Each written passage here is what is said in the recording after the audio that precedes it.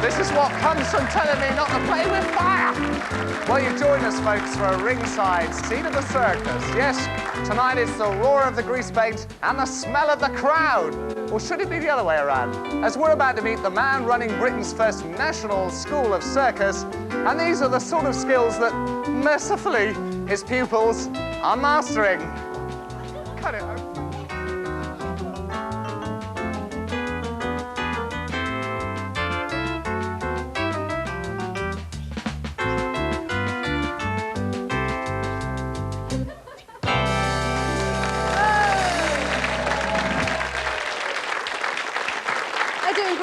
Aren't they? I can smell singeing Wyatt.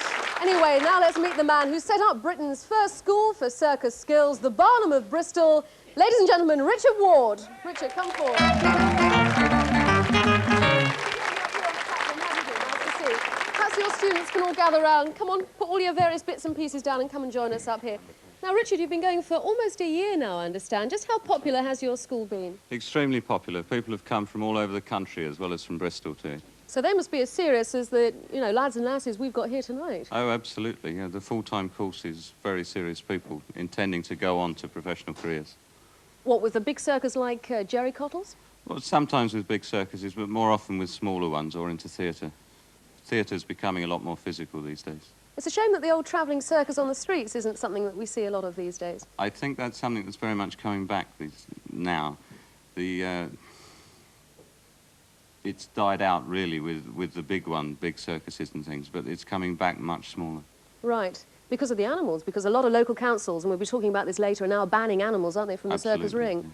Yeah. Right, well, let's turn now to a couple of your first students ever, I think, and it's Lucy over here. Now, you had a theatrical background, but what made you want to do this sort of thing, Lucy? I wanted to do theatre that was more physical, really, and more exciting, and it's full-time has got the facilities for that, which haven't ever been there before. Well, you certainly burn off a lot of energy doing it. Richard almost burnt off something else, but we shan't talk about that.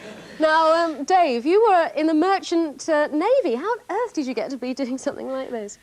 Well, basically, I was made redundant from the Merchant Navy, and I had fancied a change, a complete change, and I ended up doing this sort of thing. What do your sort of colleagues that are still in that think of you now doing this? They think I'm mad. Oh, well, I wouldn't say that. Now, you're going up there, aren't you? You're up on the trapeze. We've got some stilt walkers over there, and over there we've got some tumblers. Richard, thanks ever so much for bringing the troupe in. I wish you every success. Thank you. Lads and lassies, take it away.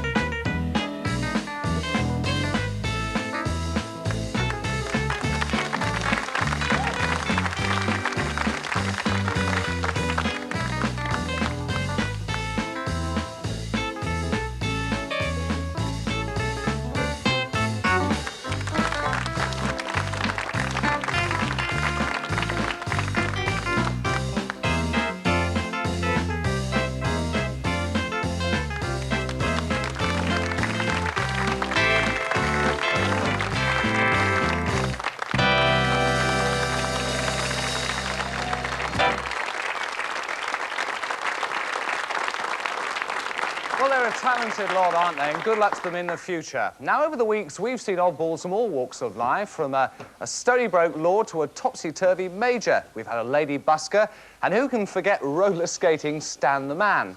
Now, we said last week that we'd bring back the best of the bunch, but before we name the most eccentric of the weekend starts here, I'd like to introduce you to someone who's been keeping a close eye on all of them. To give you a clue, he'll be presenting another series of The Good Neighbour Show with our Ali that's due to start at the end of the month at 10:30 on Fridays. That's the first plug. He's a man who's written, in fact, a song about all our oddballs, who else, for the West Country's very own oldest swinger in town, Mr. Fred Wedlock. Hello, our Fred. Hello, nice to see you. I'm fine. Does it make you feel humble, like I am, to see this wealth of talent amongst all our eccentrics and oddballs? It does, in a way, because I don't think they're oddballs. I used to. But, no, you've been working this show for quite a while now. 10 Have you weeks. ever seen any of them looking miserable? No. No, they're the ones who are smiling, you see, because when you go around Charlie Upright City, 99% of the population are looking like they've just been hit by 3 acts of God simultaneously. And there's just a few laughing and smiling. And who are they? The Nutters. And they're having a great old time. Fred, that's great. Yeah, they got it right, Richard. They have indeed. They've been cheering us up for 10 weeks. Can you cheer us up now with a song about them? Do hope so. Mr. Fred Wedlock, folks. Fred, over you go.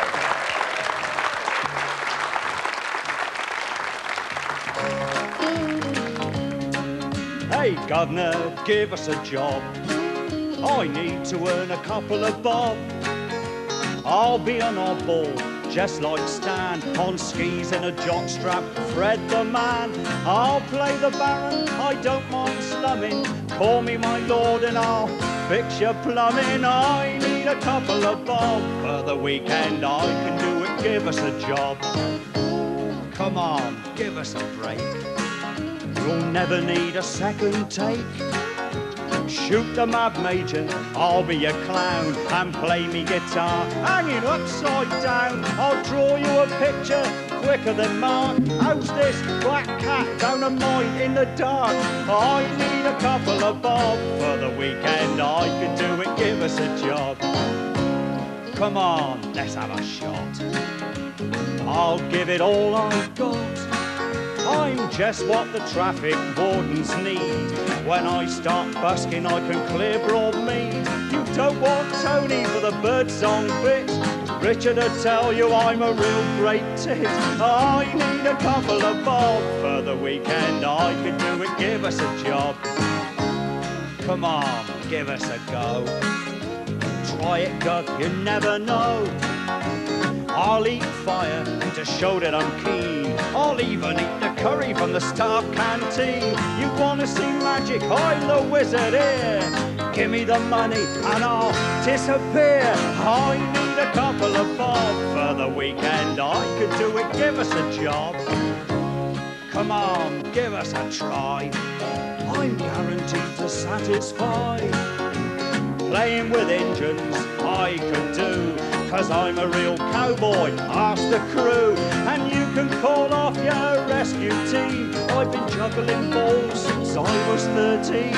I need a couple of bob for the weekend. I could do it, give us a job. Come on, give us a chance. How about a bit of romance?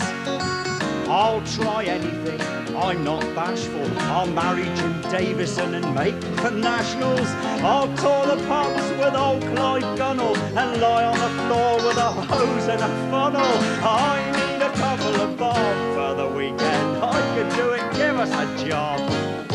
But if I'm too weird for an oddball or actor, there's just one job left. I'll have to be the director. A couple of bob for the weekend. I could do it, give us a job.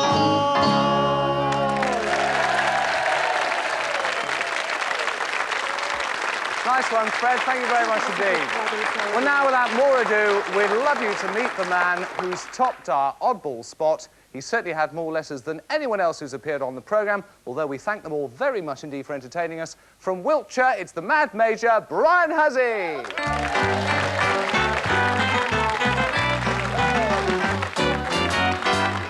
How lovely to see you again. It's nice to see you. Did you have a good response, Brian, from our programme? Absolutely fantastic.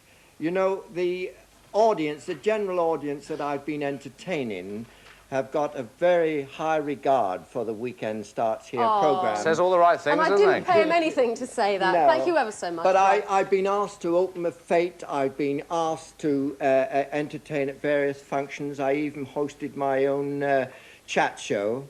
And it's quite incredible. So you're taking over our job next week, Yes, hey, you've where's got the to watch knickers? out. Where's the knickers? Not everybody liked the knickers. Read him that letter. Actually, yeah, look, I've got it in my... Hold your microphone. Just hold it there, Brian, while I use 2 hands. Sorry about this. Yeah, someone wrote in saying that you had a rather untidy collection of war medals and you wore male-stroke-female items. What was that? That was the knickers. And somebody here said you were incredible, abounding in energy, and she knows you do lots of charity missions and indeed entertain the elderly in hospital. And the one thing we wanted to show the folks, because I know you're proud, I'll take mind that the away mic there, from you Brian. now. This badge, you've been made a member of the Rats of Tobruk Association, haven't you? That is absolutely right. And that's as a result of this program. As a direct result of this programme. Well, we're very pleased to hear it and proud and honoured, I'm Very sure you proud are. I am, Ali's indeed. got a little something for you. Oh, very yes, nice. a little something. This is our Oddball trophy. Now, why it's called Oddball, well, I really can't possibly imagine why, Brian. But anyway, we'd like you to have it, take it away with you, and we hope it will remind you of the weekend starts here. Alison, it looks absolutely marvellous, and I shall treasure it. Thank you very much, Brian. Bless you. Congratulations. Oh, another kiss. Well done, Brian, well done. What a lovely character. Well, we're delighted that the weekend starts here has helped launch two extremely talented and I have to say extremely charming young men on their way to stardom. Whoops, our cameraman seems to be walking around. Step over the cables, love. There you go. All right.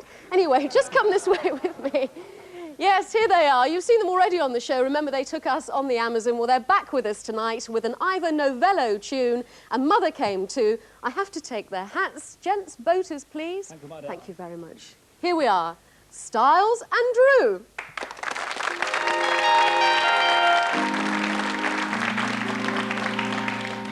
I seem to be the victim of a cruel jest. It dogs my footsteps with the girl I love the best. She's just the sweetest thing that I've ever known, but yet we never get the chance to be alone. My car will meet her, and her mother comes too. It's a two-seater. Still her mother comes too. At Cyrus, when I am free, for dinner, supper, or tea, she loves to shimmy with me. And her mother comes too. We buy her trousseau. And her mother comes too. Asked not to do so. Still her mother comes too. She simply can't take a snub. I go and sulk at the club, then have a bath and a rub. And her brother comes too. There may be times when couples need a chaperone, but mothers ought to learn to leave a chap alone. I wish they'd have a heart and use their common sense. For three's a crowd. What's more, it's treble the expense. We lunch at Maxie's, And her mother comes too. how large a snack seems When her mother comes too. and when they're visiting me, we finish afternoon tea. She loves to sit on my knee. And her mother does too. To golf we started. And her mother comes too. 3 bags I carted. When her mother comes too. But she fainted just off the tee. My darling whispered to me, George dear, at last we are free. But her mother came too.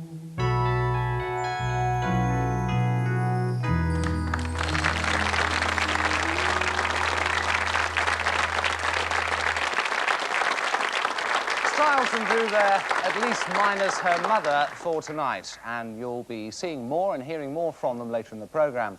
Now, following on closely behind the circus smell of grease paint is a lungful of fresh sea salty air.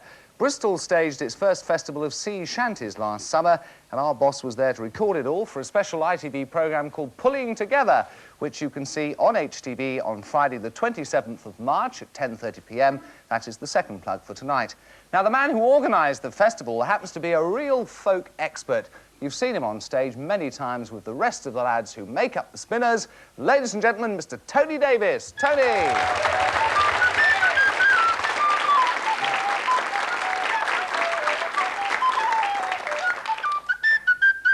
Liverpool hornpipe, not Bristol. I'm sorry about that. The Liverpool hornpipe? Yes, Richard. Has Bristol got a hornpipe? There is a Bristol hornpipe, yes. I don't know it, but there is one. I'm very surprised to hear that. Yes, no, Tony, where does the sea shanty come from? Well, it goes back to the Complaint of Scotland, back in the 15th century, I think. Stan Hugill, our great authority, tells us. But the heyday of the shanty was in the middle of the last century, from around about 1830 to 1890. And I'm sorry to say it, Bristol, but it was basically ships sailing out of Liverpool. We had a few ships sailing out of here, though. Well, you're a much older port. You're the Yes. senior port. We Yes. accept that. We're a very junior port. But it was when the ships sailing out of Liverpool had these crews got cut down to just a few men. You know, Bristol had quite large crews, you see, in those days. And when they cut the crews down, they had to find some way of making up for this. So they brought in the sea shanty, which made the men work together and pull on the rope together. And so, as you will see when you see the clips from the film. Yeah, so the words were deliberate. They were there for a reason. Oh, yeah. Yes, the emphasis was always pull on the same... It made everybody work at the same time. Instead of saying yo-ho, heave-ho, you know, it would be a bit boring. The song made it more interesting as well. Now, I know that there are lots of sea shanty groups springing up everywhere. We're going to meet some of the Bristol one in a moment. But the spiritual guru of you shantymen is this chap that you've already mentioned, Stan Hugill. Oh, and we got a clip... 80 years old, 80 years 80, young. is he? We got a clip of VT from this documentary that's going out in a couple of weeks, and we'll hear Stan explain to some young shantymen where the shanty came from. Now, these young people, they've taken a lot of songs from my books and that. They're doing the best to keep the shanties alive, I quite agree. The only thing is, they don't quite know the background of how these things were sung. They sing them at the speeds of hornpipes, you know. They fancied that everybody was having a great time on the ship, you know, that there's no such thing as hard work or misery. Any moment, the cry would come, all hands, and we'd have to turn out, climb up the locker and stow those sails or do something with them. Of course, they were sung very often up to your waist anyhow, in water, cold, icy water. So, naturally, the shantyman had to put something lively into his song. When the song, boys, song, home I'd like to be. It looks like a pretty hard life. A lot of Tony. hard work, that, Richard. That's pretty rare film, isn't it? I believe so. Round Cape Horn in 1910, they say. Actually, Stan Hugill went round Cape Horn in the Gustav, a big German four-masted bark. Must have been a little later than amazing. 1910. Yeah. He was at the wheel of the helm of the last British sailing ship to sail out of Liverpool in 1929 when she struck in the Cape Verde Islands. Tony, I just want to quickly make the point that although you're involved in shanty festivals like Bristol and Liverpool last year and Bristol again this year, the Spinners are still going. You're still with them. Oh, yeah, still going. Actually, we go back to work on Sunday in Hull, but we're going to be down here at Swindon and Yeovil and a few other places in the HTV area. We'll look forward to seeing you all. I mentioned the shanty men, although there are ladies there. Shanty persons. The shanty persons. You're going to have a go at teaching Alison and I now how to actually pull the rope. And them, Yes. Well, they came to Poland with us, and we got a very good unity together. And there was a great song. It's great because it's got a lovely chorus that goes, whiskey, Johnny, whiskey for me, Johnny. So everyone can sing that. All the audience. Everyone We've primed them already, haven't we? Oh, well, I wasn't going to say that. We have practiced. Yeah. Should we take the rope that's down Pick it up, here? Alison. Come on, Bristol Come on, shanty. Ali. And you're going to do the calling, aren't you? Yeah, oh, yeah. The shanty man was traditionally the one with the loudest voice and the laziest man in the crew. I ought to be up there, then. Now, the rope goes from you through a block and up to the sail, and you're sort of hauling a yard arm up, okay? I won't tell you where it's anchored at the moment. And on the word whiskey, you all pull, right? Right. Oh, whiskey is the life of man. Whiskey, Johnny! Oh, we'll drink whiskey while we can. Whiskey for me, Johnny! It's whiskey up and it's whiskey down. Whiskey, Johnny! It's whiskey all round Bristol town. Whiskey for me, Johnny! Hey! Whiskey for us. Thank you, Jim. You cheated, I thought our riggers were supposed to be the butch ones in this studio. That's it, folks. Be back in a couple of minutes. Thank you.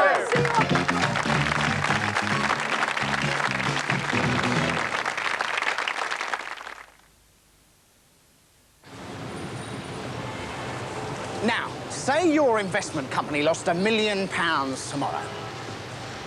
Could happen. Say the Brazilian banana crop suddenly failed. Bang, £1 million blown. But to the Prudential, this would be nothing.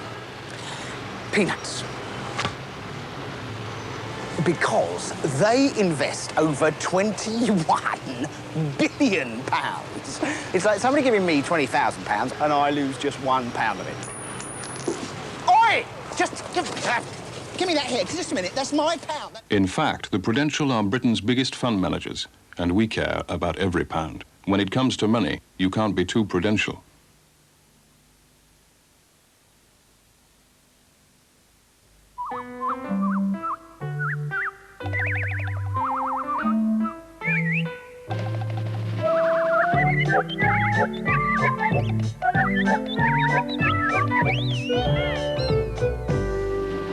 Is yours a Maxwell house?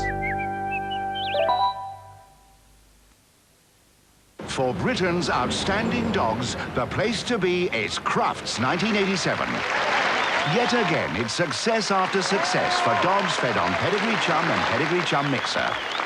Of the 144 best-of-breed winners, 119 are fed on Pedigree Chum, including this year's Crufts Supreme Champion.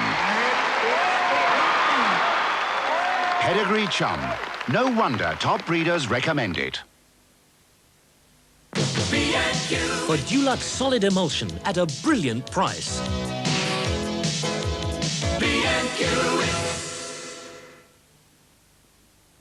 Midland announce important news for all home buyers. We've cut the mortgage rate by 1%. Please call 01 200 0200 for written details. When it comes to mornings, Britain is a divided nation.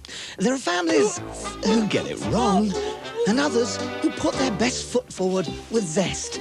The soap tonic. Every morning, the strong, fresh smell of lemon gets them onto their feet, and the rich, creamy lather makes them feel terrific, which is fine for those who know about zest, and just too bad for those who don't. Zest. Put your best foot forward.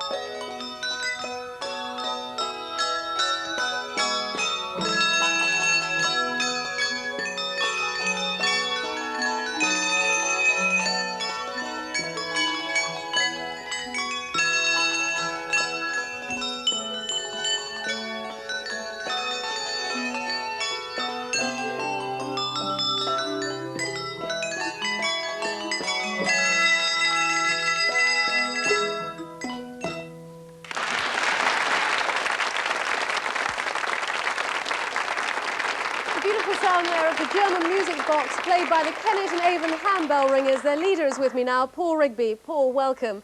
It must be a real art playing these bells. It's a bit hot in here tonight, yes. Oh, does that depend on whether you play them good or bad? It helps if we're cool and relaxed, yes. Now, you've got a big date coming up soon, haven't you? Yes, we're looking forward to hosting a tour of this country by the Echo Handbell Ringers from Japan. Yes. We met them in California about 3 years ago. They toured this country in 1985. We went across to see them in Tokyo last year. Yes. And we're very pleased that they're coming over again this year. A wonderful group of people, very warm, very How do you talented. compete with them? We don't compete, we hope to learn from them. They think they're coming over to learn from us, but actually we have a lot to learn from them. They're just world beaters. Now, Paul, I know you were awfully nervous tonight. You've done very well. Next time you come in, we'll dim the lights so you all don't get too hot under the collar. Actually, the only bell we had in our studio before you lot arrived was this one. You can't actually ring with it, you pour from it. I think it's Clive's hip flask. I'll give it back to him. Anyway, Richard, thanks very much for coming in.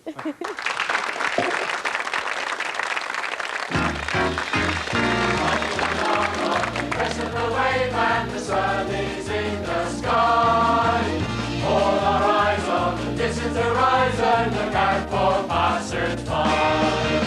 We'll do the hailing when other ships are out a sailing. We're riding along on the crest of the wave, and the world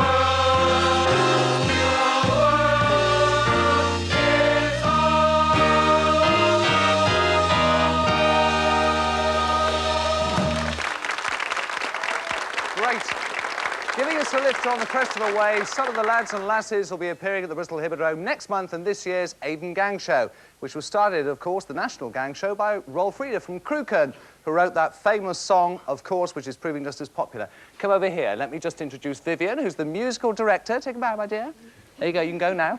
And here is the show's producer, Mr. Graham Franklin. Graham, there wasn't a show at the Hippodrome last year. Why's that? Well, they had a schedule on it which didn't include us, Richard, so we're back in 5 weeks' time at Easter.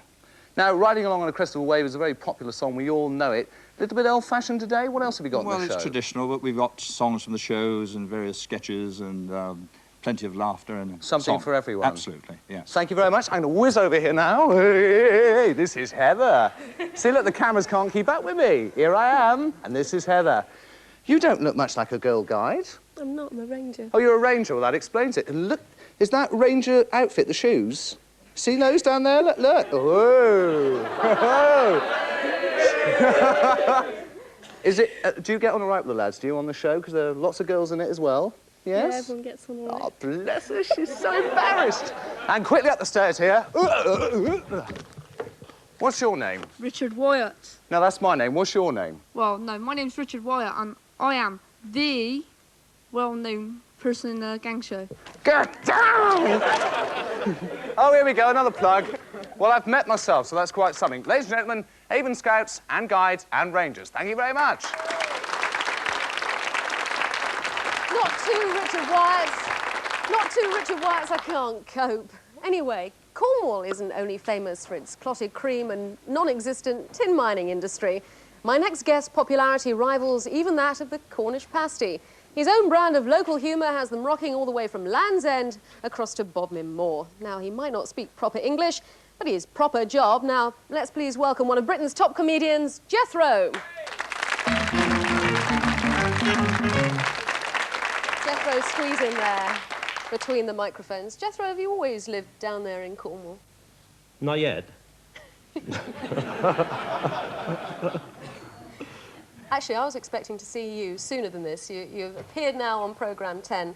I expected to see you a few weeks ago, actually, when Jim and I got married, because you're a good friend of his. What happened? Well, we must apologise to Jim. I was busy, I couldn't come, but tell him I'll come to the next one.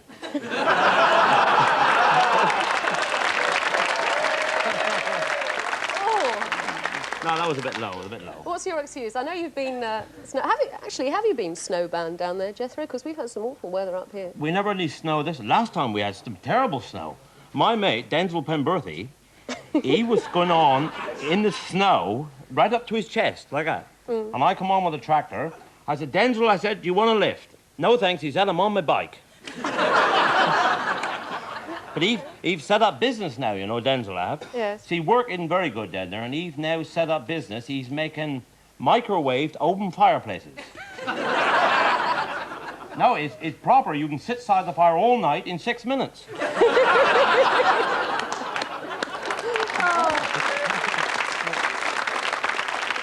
Jethro, You mentioned a character there, old Denzel, whatever. There are some characters down in Cornwall from the times I remember living down there and being down there. But Denzel, he is a character, really. See, he couldn't sell his car, and he come to me, he said, I can't sell my car. He said, it's a lovely car. It's a Ford Anglia. It's deluxe. You've only done 120,000 miles from new. I said, you'll never sell a car that have done 120,000 miles. I'll put the clock back. And I put the clock right back to 3,000 miles. I said, you sell it now. And I seen him yesterday. I said, have you sold that car? He said, not likely. He said, a man would be a fool to sell a car with only 3,000 miles on the clock, wouldn't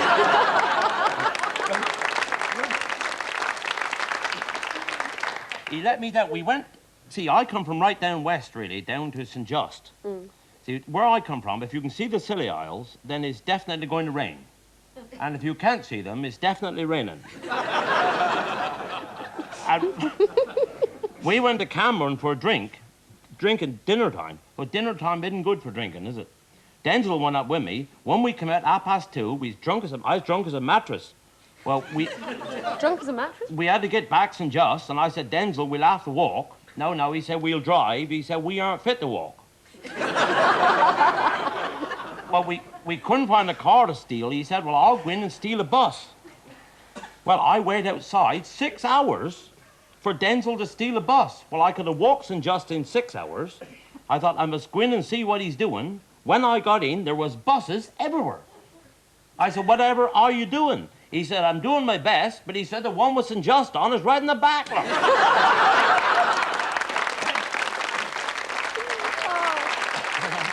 Jethro, briefly, I must ask, what do you think of this lovely lot here? I don't think any of them are Cornish, but do you like them?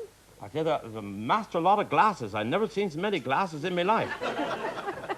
Well, we certainly like you. Jethro, you'll stay with us for a bit, won't you? Because we've got someone else coming on that's going to talk about the local dialect and local humour. Richard. Yes, Ali, thanks. Well, Jethro, they're a man spreading a bit of Cornish humour around the country, but just how well does a regional dialect travel? Well, one man who spent years getting a fair bit of mileage out of Bristolese is writer and broadcaster Pete Lawrence, better known to his fans around here as Old Pete. Pete, come on in. Nice to see you, mate. Plonk yourself down. Well, straight away, as we're plugging away and I've lost count, let's show them that you have, in fact, written a book of Old Pete stories, which I know features Bristolese, Pete, doesn't it? You want to buy it? How much? Really? Oh, that's quite reasonable, actually. £1.50, not bad, is it? Pete, does Bristolese travel? That's the first thing. Don't think so, no, because I've tried to flog it left, right and centre. Outside of Radio Bristol, nobody wants to know. No. Can you tell me where the Bristol accent comes from, then? Well, I think you've got to go back to old Billy Shakespeare, really, because he used to talk about thou canst not and thou dost not, and we've just updated it and said thee casn't and thee doesn't. Thee casn't and thee doesn't? That's right. And we put L's on everything too, don't we? Oh, yes, yes. I remember a long time ago, television went down in the town in Bristol and they had a big board and it said, Eva Turner, the prima donna of the Carl Rosa Opera. And they held it up and they said, can you say that for me? And everybody looked at it and said, yeah. Eva Turner, the prima donna of the Carl Rosa Opera. Say no more. Nobody would believe it. Do you think Bristol people realise they talk Bristolese? Don't think so, no, because they said, no, that's not what's on the board. And they said, it is, it's Eva Turner, prima donna of the Carl Rosa Opera. And we put an L on the end of words, you know. It's cute, though, isn't it? Jethro, do you think there are similarities between the two, between Cornish and Bristolese? Well, there's definitely similarities, but I was up having a cup of tea talking to Pete, and we talked for an hour, and neither one of us understood what the other one was saying. We never followed, but yeah, there is a... It was good fun, though, wasn't it? Yeah, it was. We never fell out, Pete, did we? No. There was... I've been thinking about that. If you swore, I wouldn't know what it was. But I was looking at Pete's book there, and to anybody that speaks sort of the Bristol accent would read that easily. But for me, I had a job to read it because I don't know the way you talk. Yeah. He spent T-H-E-H, isn't it? T-H-U-H. T-H-U-H. The. Jethro, the problem is when you hear him on the radio giving his talks, of course, you can't see the subtitles. It's easy on wireless. That's right. We got a coloured one on now. Is a question for both of you, is the Cornish dialect, is the Bristol dialect in danger of dying? I think probably so. If in Cornwall, the little villages, they didn't mix a lot, you see. From St. Justinian's out on a bike is a long way, but now people are moving more and they're interbreeding and stuff, and it's bringing in a lot of different accents, isn't it, Peter? A lot of foreigners. Yeah, but, so do you realise that St Just people talk closer to the King's English than anywhere in the country? Get on, we do that up here Well, in Bristol. everywhere do, yeah. Leave them to it. I think it's about time to break these two up. I'd like to thank Jethro for making it up the M4 at last. It's lovely to see you. And old Pete from making it, well, from Bristol, really, to be Not with far. us tonight. Just up the road I was born. Thank you very much. Thank you both very much. Today we're talking about foreigners within our midst, and indeed we do have a foreigner sitting over there. Yes, you're not a local man, although you do sound it occasionally, Clive. You were born in the sound of Oddballs, was it? I was born in Brixton, yes, Ali. My mother was in pantomime at Brixton Empress. Yes. I don't think I want to know that, Clive. Well, there you are. I What just was thought she? I'd throw that in. Anyway, what I am going to throw in is our walk this week, and for this I've chosen the town of Swindon, and a walk that should provide you with an insight into all that's best of the town's industrial past and give you some idea of the architectural and the industrial future of this very important Wiltshire centre. However you do arrive in Swindon, doesn't matter, make your way to the park and then at Park Lane where it joins Church Place. Walk with St Mark Church on the left, continue past and into Emlyn Square and then into Bristol Street. Here you're going to find the old GW Railway Mechanics Institute on the right. Well, it sadly needs repair at the moment. Further down on the left, there's a long, low building which is part of Swindon's industrial heritage, the GWR Loco Sheds. Cross the roads there, into Emlyn Square again, towards Farringdon Road, and you're going to enter the railway village. Rows of workers' cottages, 300 in all, erected in the 1840s as one of the earliest planned workers' dwellings to be undertaken. Recently, they've been restored and they look in prime condition. Finally, on the corner of Farringdon Road and Emlyn Square, you're going to find a GWR museum. There's 5 locomotives in there. There's models, prints, paintings, Brunel exhibition. Don't throw your entrance ticket away because you're going to need that to get into the village museum next door. And when you come out of there, you're going to see in front of you the Brunel Centre tearing up into the sky. Walk across the road there, go towards it, until you reach the main square. Now, it's laid out like a garden. It's surrounded by examples, contemporary architecture, modern materials, and it's going to lead you towards Canal Walk. That's the old route of the canal that took its water from the Thames and Avon. It's been made redundant when the railway arrived. It's now filled in, of course. Now, walk all around this modern complex. It's got a statue there honouring the genius of Brunel. Continue towards Theatre Square. Here you're going to find the Wyvern Theatre. That's also worth a visit. And afterwards, make your way to Regent Circus and the site of the old town hall. I like that building very much indeed. Today, it's a dance and music centre. Then walk all the way up Victoria Street and you're going into Old Swindon. Here is the museum and the art gallery, 19th century Aspley House. Turn left down Wood Street, passing, if it's closed of course, the King's Arms, a unique example of 19th century decorative stone carving. In front of you, you're going to find the Goddard Arms. Now, that was built, or it was rather rebuilt, in 1750, and by the local family whose name were Goddard, and they were lords of the manor in 1562. Now, their manor house grounds have been converted into a fine walk known as a lawn trail. You can either walk that, or you can turn left and go down past the Alexander Anderson Arms houses, bequeathed in 1865 to house 4 persons, and turn left again opposite Christ Church, and then make your way back into Victoria Street and into the town centre once again. Well, I've very much enjoyed undertaking these walks on your behalf over the past week, and I hope you have also. And don't forget, if you would like a copy of these walks, including tonight's, send a stamped addressed envelope to The Weekend Starts Here, HTV Bath Road, Bristol, BS4 3HG, and enjoy your walking.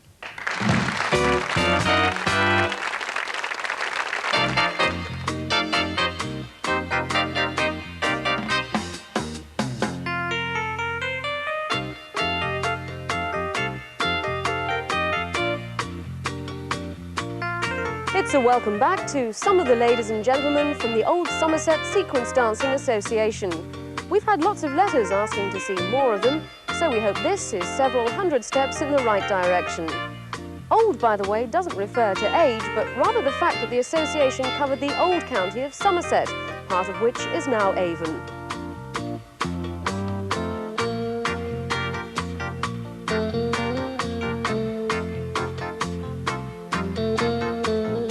Well, we've dragged the chairman of the OSSDA off the floor, Mr. Cyril Chant, to have a little chat with now. Cyril, they're all enjoying themselves there, aren't they? Yes, it's a very enjoyable activity. What exactly is sequence dancing? What's special about it? Well, it's very much like ballroom dancing, really. The steps are exactly the same, but the main thing is that everyone does the same steps at the same time, and we do a sequence which is repeated, and we do it all the way around the room, following around in a circle. That's really the basic difference. Do you only dance to old time? No, we do very modern dances as well. We do quick steps and foxtrots and rumbas, sambas, and even jives. And I hear your teachers forever coming up with new steps, and you all rush out to try them out? Yes, that's right, yes. Everything is coming out in these various types of dances quite frequently. About 20 times a year you get different dances coming out. So there's always something new to try? Yes, yes. Is this a competitive thing? Do you have competitions?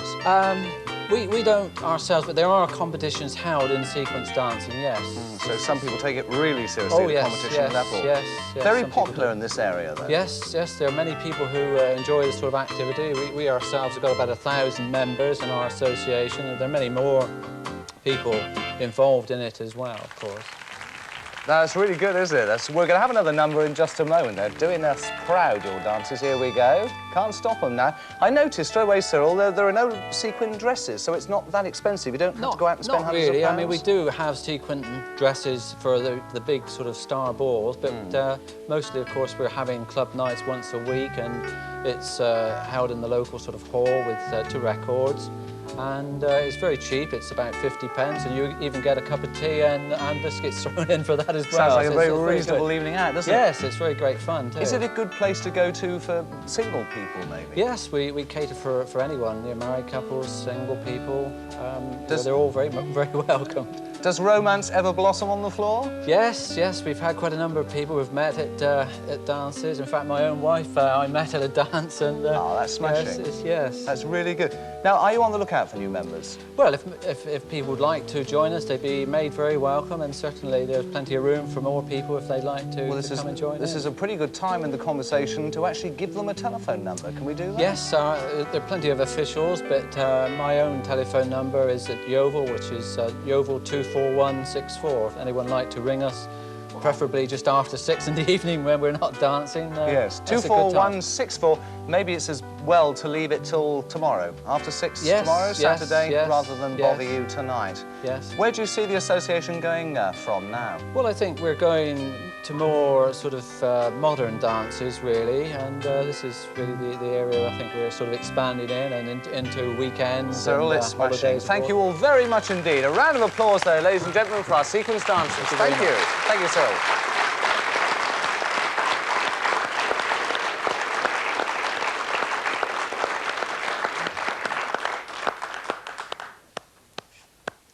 Well done. Well, in our next sequence, we're featuring the Bristol Fruit and Veg Market and, of course, our resident barrow boy here, Chris Jaffa Jenkins. Hey, are you a good ballroom dancer? Not too good, Alison, but I'm learning very quickly. He's going to give you a few lessons. That's right, yeah. Anyway, Chris, what have you got in the barrow for us tonight? Well, I must draw your attention to the carambola. This is a sort of new thing from Israel. Oh, yes. I've got one here, yeah. Yeah, that's right. Weird things, Chris. They are. They're called star fruit as well. They're cut horizontally, put in fruit salads, and they make a very sort of delectable dish. They have sweet, bitter taste, really. Sweet, bitter taste? Yeah, that's right. That's right. Good combination there, Chris. Better on the back of the throat. Now, pineapples. Yes. You know, we have a lot of people writing in saying, how can you tell that this fruit is ripe? You've got it. Pineapples, the buy of the week, I think, 80 pence to a pound, absolutely cheap. Find out if they're ripe, go to your greengrocer's shop, pull the tops, and if that comes out very easily, they're quite ripe. Your greengrocer's going to be really chuffed, they won't mind. if you go in and take all these out of his people pineapples. realise they're professionals, they're quite happy with people looking at that sort of thing. Now, I think at a pound, something like that, a quarter of a pineapple, 25 pence, prepare it like that, cut the top and tail off, and prepare it like a melon, very easy to prepare, 25 pence, it's fabulous value.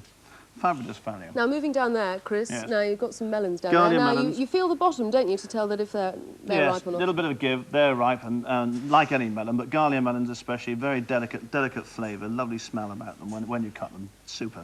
Very nice indeed. Avocados now, they're tricky, aren't they? They can be tricky, but the secret of it is buy them when they are hard. Take them home. If you've got a dinner party on a Saturday, buy them on a Tuesday. Put them in your airing cupboard, for example, ripen them, feel them occasionally, and when they become soft, they're just delicious. So it takes about 3 or 4 days, is it? That's right. Well, you know, once you've got a little bit of heat about them, of course. Over there, the good old collie and Yeah. some mushrooms down there that I haven't seen before. Chris, tell me about those. That's right. Those mushrooms are called oyster mushrooms, an outstanding flavour, very delicate flavour. Best to simmer them in milk, and the flavour is something completely different to mushrooms. Must be tasted, but I must say they're a bit expensive, So what's about the price? £1.50 for that sort of quarter of a pound. No, So I think strawberries would be expensive. You've got a huge, great punnet of them here. How much can we be expected to pay for these? You'd think they'd be expensive, but due to Spain's heat at the moment, they've got a lot of heat in it. They've had their first glut of strawberries. These will work out in your shops, 60 to 70 pence for half a pound. Cheaper than any time of the year. You're Great a bargain value. boy, Chris, aren't you? Full of bargains, Alison, full of bargains. Well, I'm glad that you've been able to join us over the weeks. Chris, give me some grapes, because I need them for my next date. You thought I was There going he to is. shake your hand then, No, give you a grapes. No, I won't do that. Chris, nice to see you. See you again in the second series. Looking forward to Chris Jenkins. Lovely looking strawberries too. Now, one of my circus favourites as a youngster was the lion tamer. Now, these days, of course, the kings of the jungle aren't quite so tame, and neither will you see so many performing in the big ring. But one place where you will see them in an almost wild splendour is the Longleat Safari Park in Wiltshire, which celebrates its 21st anniversary this year. Now, the park is boasting the biggest single group of lions in the country, and in fact opens for its new season tomorrow. With us is the Safari Park's manager, Mr. Roger Corley. Roger, welcome.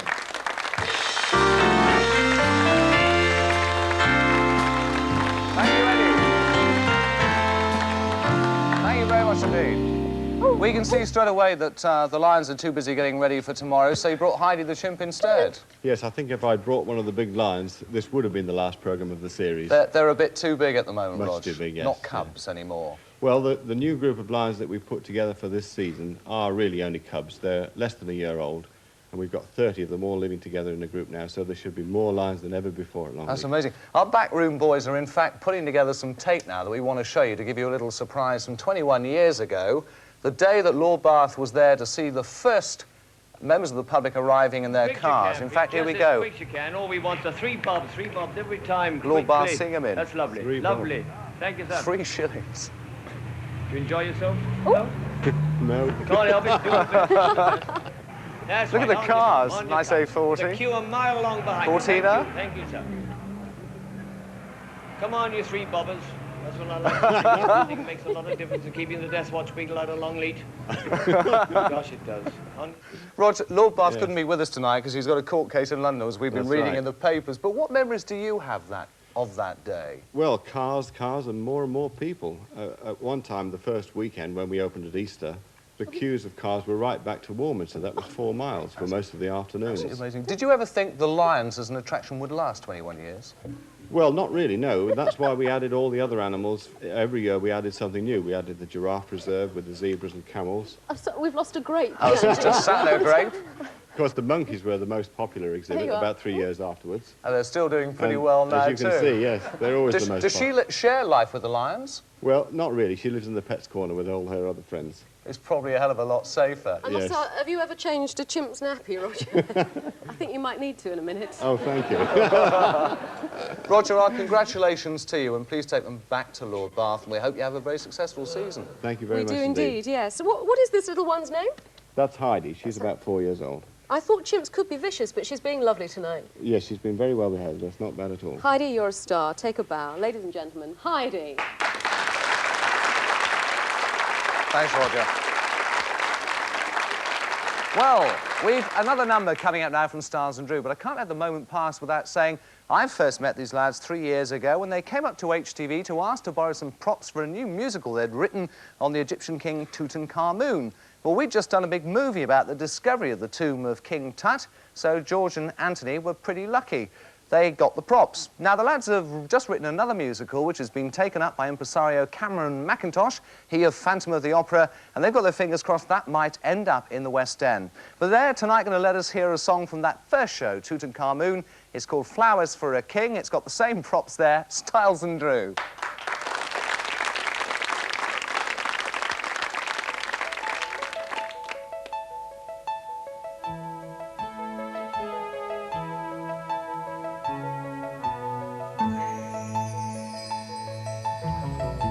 Just like the flower We grow and bloom,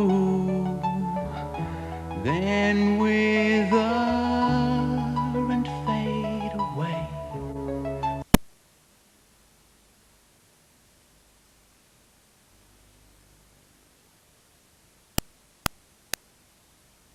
Ear, because the early anatomists thought they looked like little ears. Now, what about the ventricles? Does anyone know what a ventricle is?